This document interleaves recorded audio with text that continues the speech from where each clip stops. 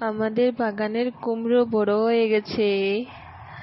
বাহ বাহ, কি সুন্দর কুমড়ো বেরিয়েছে। হাসি দেখো, হাসি। তার এক সপ্তাহ পরে আরেকটি। আমাদের মোস্ট অবিডেন্ট অনুপ বিন এবং সবজি বাগানের কেয়ারটেকার। ও লুকিয়ে লুকিয়ে রাখে পাতার নিচে যাতে চুরি না হয়ে যায়।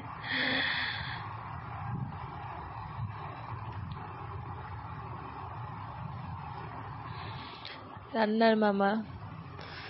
মামা লাউটা বেশ সুন্দর হয়েছে গো। আজ মিক্স ভেজ হবে। আর এইদিকে শীতকালের সবজি বাগান, ধনিয়া পাতা, তার পাশে লাই পাতা, পেঁয়াজ পাতা, রসুনও আছে। পেঁয়াজ রসুন, পেঁয়াজ পাতা, রসুন পাতা, কাঁচামরিচ, ধনিয়া পাতা, লাই পাতা এগুলি দিয়ে খিচুড়ির সাথে একটা অসাধারণ চাটনি হয়। আর এই পাশে আছে মূলা শাক, তার পাশে বেগুনের চারা। মূলা টুলা খাওয়া অলরেডি শেষ। এগুলা শীতকালের মূলা। অনেক যত্ন, অনেক পরিশ্রম।